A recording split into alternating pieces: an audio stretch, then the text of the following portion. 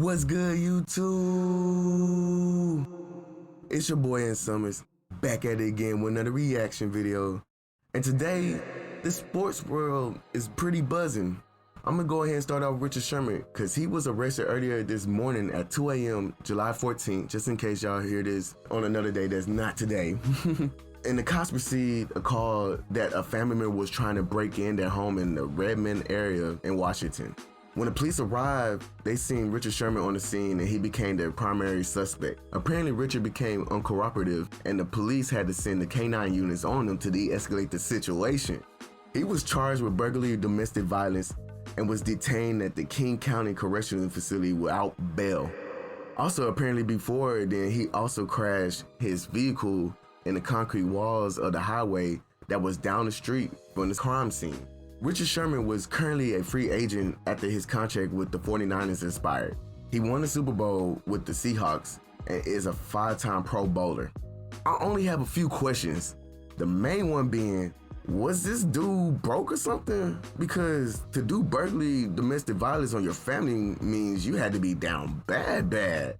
Richard always seemed like he had a good head on his shoulder, but maybe that CTE that the NFL be just handing out to athletes has finally got to him, like my boy Aaron Hernandez, RIP. And it makes me also think, like, what is with these grown-ass men doing domestic violence against people? Something really is going on in their head. Cause we just literally did a Kevin McCall video not too long ago with his domestic abuse. And now you got Richard Sherman over here committing burglary and domestic abuse on his own family. And again, like, there's barely any information now because it just happened and they not providing too much to the public right now. So that's all we have on that story. But at the same time, I'm still kind of questioning if is this even real. So literally as I was doing this video, some more news came out. Ashley Moss, Richard Sherman's wife, had literally made a statement saying that he's a good person and this is not his character. She said, at this time, we're going to make no statements except he didn't harm anybody. My kids were not harmed in the incident. He's a good person and this is not his character. We're doing all right. Just trying to get him out. I want people to know no one was injured. The reporter said that she was emotionally shaken. She declined to discuss the specific of the case, but some more news came out that the Washington State Patrol also is investigating Sherman for DUI in a hit-and-run base after Sherman allegedly crashed a car into a concrete barrier and left the scene on foot. It appears that Sherman submitted to BAC testing for alcohol. It sounds like it's more to the story than what meets the eye. I don't think he hurt his wife. I'm hoping not, because she's defending, but you know, as the story goes, they will like defend first before they actually tell the truth. So hopefully everything's well. So that's a little bit of update. Pause over. But anyways, let's get to some lighter news. Apparently LeBron James is jealous of his son. And sorry if y'all got clickbaited to this, because that's how I got to this article with that same title. So if y'all didn't know, Bronny, LeBron James' son, just made the cover of Sports Illustrated for his gaming skills. He's with a group called FaZe. And in the words of LeBron James, quote, Bronny plays video games all day. I mean, he loves basketball.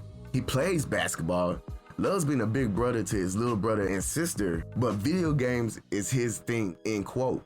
So LeBron decided to gloat with some friendly competition talk, saying that he was younger than Bronny when he made his first appearance on Sports Illustrated. But we're in the technology eras, so Bronny easily looked up when his dad actually covered it, and apparently LeBron was 6 months older than Bronny, so that technically made Bronny the youngest person in the household to grace the cover of Sports Illustrated, which Bronny started to brag about to his dad, his friends, and all the social media world. Let me think of a question you can answer. You know what?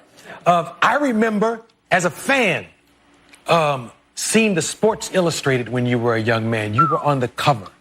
As young as you were, you have a son who's younger than you, who's now on the cover of Sports Illustrated, but it's not about basketball. No, it's not about basketball. Look at that.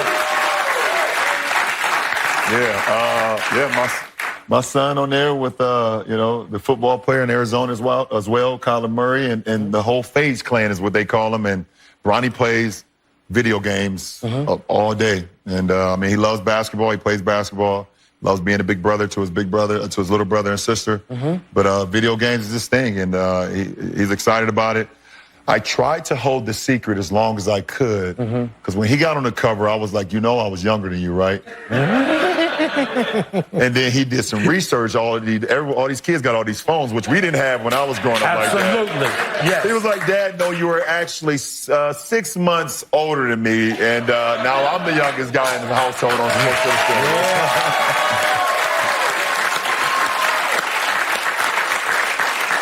The way he's playing, he might end up on Sports Illustrated young twice. Man, that'd be amazing. That'd be amazing for sure. I can't blame Bronny because it's not going to be an easy thing to beat his dad in rewards and accomplishments.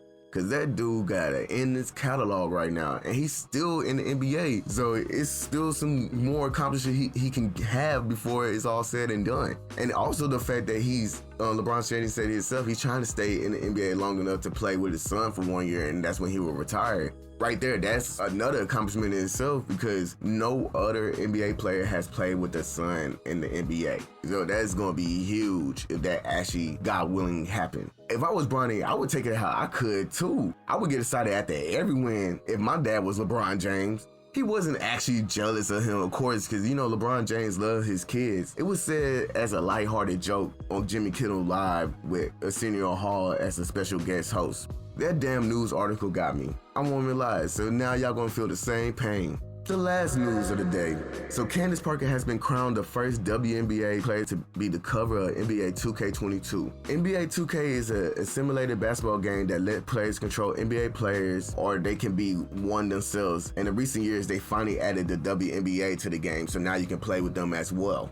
Candace Parker has been getting her dreams answered left and right lately because one, she always said that she wanted to be in the game of 2K, but another one of her dreams was to actually be the cover. And I think at the time when she had them dreams, that seemed so far-fetched because again, the WNBA wasn't even in 2K until like 2, 3, maybe 4 years ago. So the fact that she had high hopes to even make the cover when the game didn't even feature them, it's ridiculous, but the fact that she accomplished it is even a huger feat because she did the unthinkable. She's going down in history and she's joining her other cover mates of this year, Luka Doncic, Kareem Abdul-Jabbar, Dirk Nowitzki, and Kevin Durant.